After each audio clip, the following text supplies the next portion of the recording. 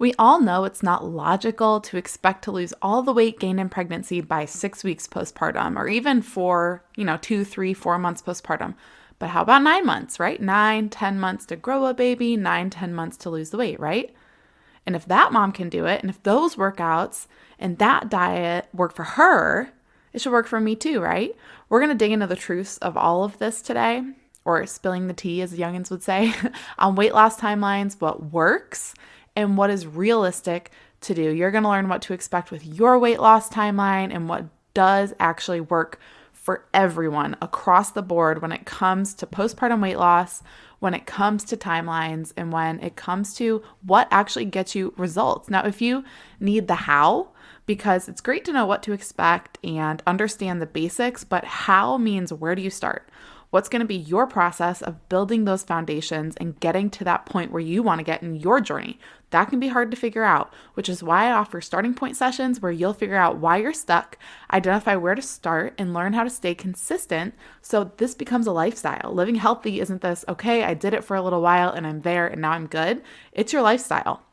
So if you're ready to finally figure out what's keeping you stuck in your journey and move forward in your habits with confidence and direction and accountability, this is for you. Head to thetoughlovemom.com/coaching to book your sessions. I recommend the package of 3 because you get 3 sessions for the price of 2, and you can get unstuck in your journey guidance on where to build on your starting point, and you're going to get real accountability for true lifestyle change. But if you're not all about the one-on-one and worried about the time commitment, 45 minutes, whatnot, if that worries you, hang tight because I've got something coming just for you. It's in the works right now, but it will bless you so much. But if you do need change right now, go book your starting point session. All right, let's dive in to weight loss timelines and what does work.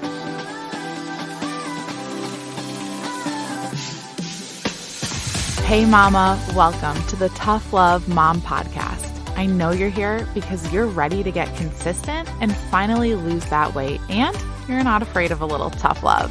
You know what to do to lose weight, but following through on those things feels impossible. You wish you could just feel like your strong, confident self again and want to be a good example for your little ones, but you get thrown off by mom guilt and the unpredictability of motherhood. It's frustrating. Taking on your journey postpartum is hard, but it's not impossible. Hey, I'm Liz, and I've been where you are. I gained a lot of weight in my pregnancies, 90 pounds and then 60 pounds. I needed to lose that weight to take control of my health and honestly just wanted to feel like myself again. With a sustainable approach to weight loss, simple consistency, and working on my mindset, I lost it all in just over a year both times, and I'm here to help you do the same. I believe that we have an ingrained ability to figure out what we need to do, make it happen, and do it in a way that awes the world. If you're ready to stop falling off the wagon, create solid routine and healthy habits, and finally feel your best inside and out, all while enjoying dino nuggets on your salad, you are in the right place. We're about to transform your journey, my friend. Get pumped up. It is tough love time.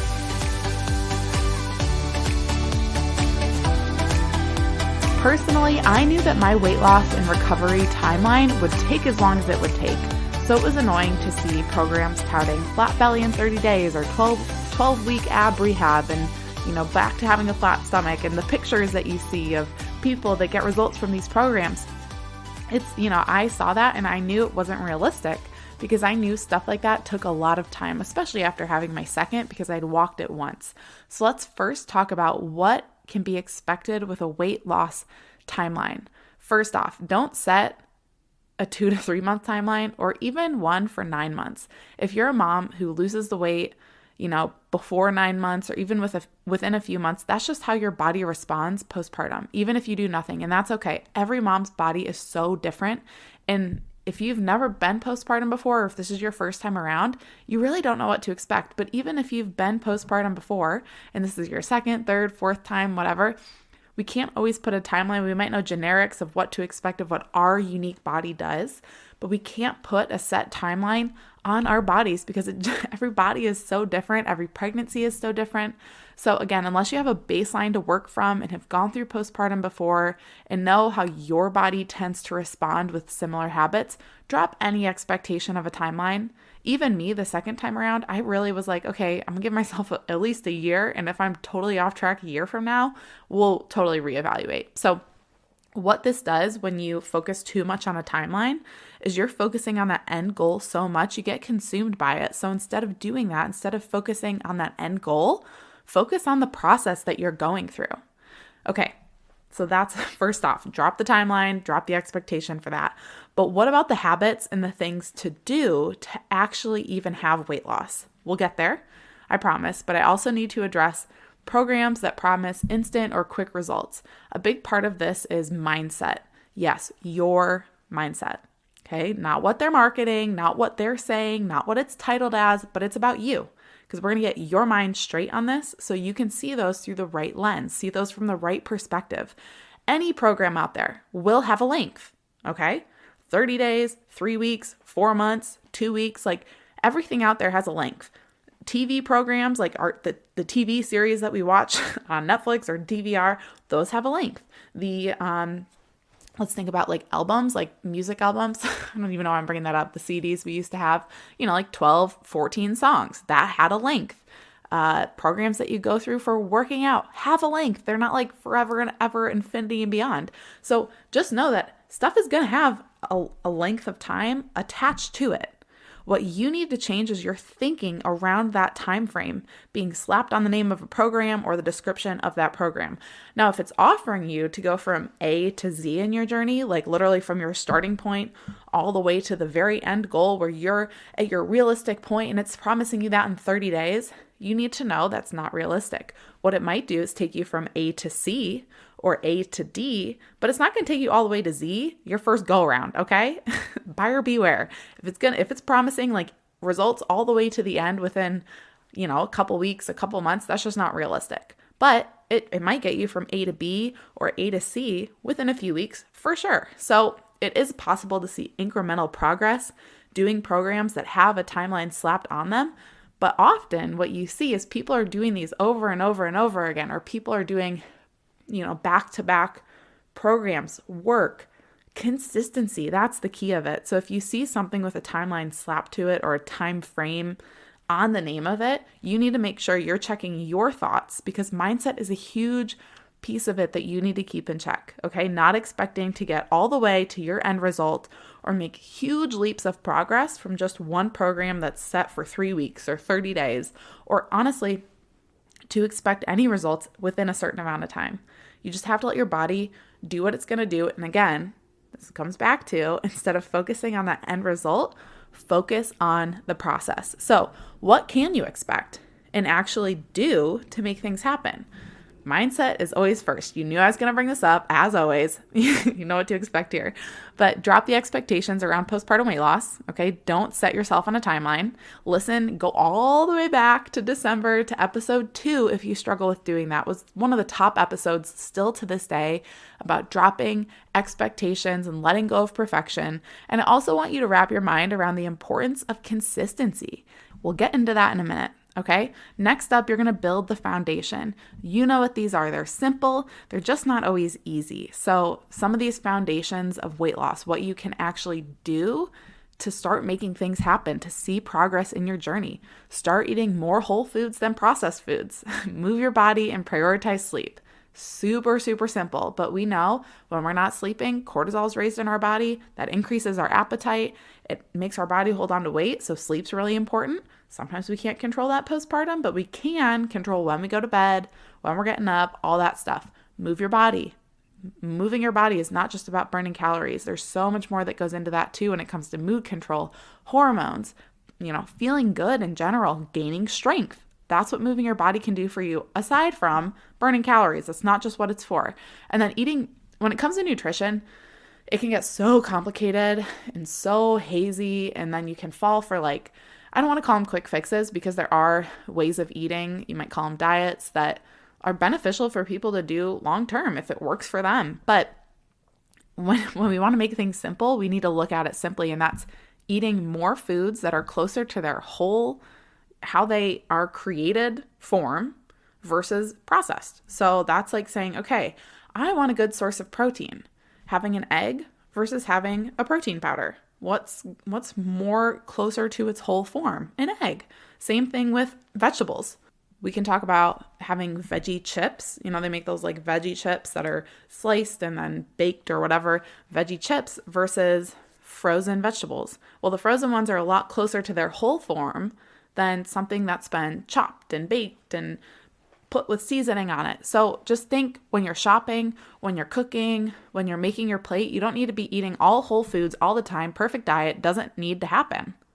Just have more whole foods more often than you're having processed foods. Like I said, I brought up this study a handful of episodes ago, but there was a study done about eating to feeling of fullness, to satiety. They had two groups where one ate a diet that was mostly processed food and the other ate a diet that was mostly whole food. And they just told the groups to eat to satiety, eat till they were feeling full and content with how much they were eating. And the people who ate a diet of whole foods naturally on a daily basis were in a caloric deficit based on what they burned throughout the day. So they were naturally going to lose weight just by eating more whole foods. Those that ate the more processed food diet, they were naturally, just by going off of their hunger cues of their body, over consuming calories. Because that's what processed food does to our bodies. It confuses our brain chemistry. It confuses all of the signals going off in our body, and we overeat. So just eat more whole foods than processed foods. Keep it simple, okay? Those are the foundations. Nutrition, just focus on more whole foods than processed foods and tune into your hunger cues. That's really important to be able to do. Move your body, prioritize sleep, okay? This can also mean don't focus on dieting that will leave you on the roller coaster of restrict and then going back to old habits. Don't put all of your trust in exercise alone, right? We know nutrition is the foundation underneath these things. And again, don't discount the value of having routine and discipline in your day so you do get to sleep at a decent time considering when you wake up. So last but not least, aside from mindset, building the right foundations, I want to make sure that you really take into consideration the importance of consistency when it comes to your weight loss journey, when it comes to this timeline. You need to wrap your mind around your need for this. Consistency isn't just about getting results. Consistency is what helps you build a lifestyle. And I know you likely won't get to the point where you want to be physically in just a few months. Truly. If you're thinking that way, you will fall off after a few weeks or a few months. You'll go back to old habits and you will stay stuck and frustrated. True change happens when you do the simple things consistently over time. Yes, day in and day out. What does that look like? What can you do? Again, eat whole foods more often than processed foods. Move your body consistently and in a way that honors where you're at in your journey, right? Like we don't need to be doing intense workouts 6 weeks postpartum. And honestly, when you're a couple years postpartum, challenge yourself. Like get out there, get stronger, challenge yourself, push your endurance, and then get to sleep at a decent time, period. Stop using the hours, like hours. We don't need hours to decompress, mama, okay? We don't need hours to decompress from the day with stuff that is empty and doesn't actually help you decompress. I'm just calling it for what it is. Mindless snacking, scrolling, staring at the TV, these things don't actually help you decompress. What's really happening is we're brushing stuff under the rug. We're not confronting feelings. We're not confronting stress. We're just brushing it under the rug.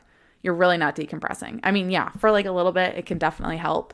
But if we're doing that for hours and then staying up too late and then not getting up when we want to get up and then we're not working out and then we're not eating well, I mean, it can cycle one way or it can cycle the other. And all it takes is some discipline around getting to bed.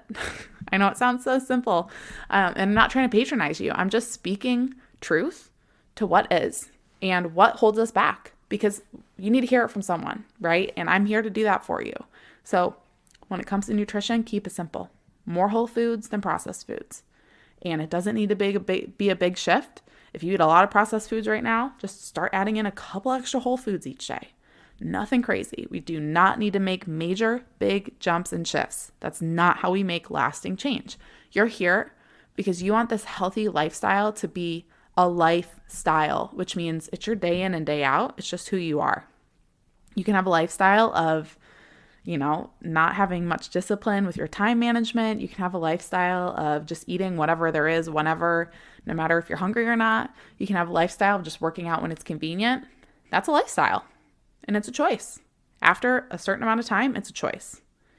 Or you can choose to have a different lifestyle, and you take that on and change it one thing at a time. So what's the missing piece for you? Is it a shift you need to make in your mindset? That's the first part. That is so foundational. That's like the foundation under the foundation of nutrition. It is the foundation. So do you need to shift your mindset?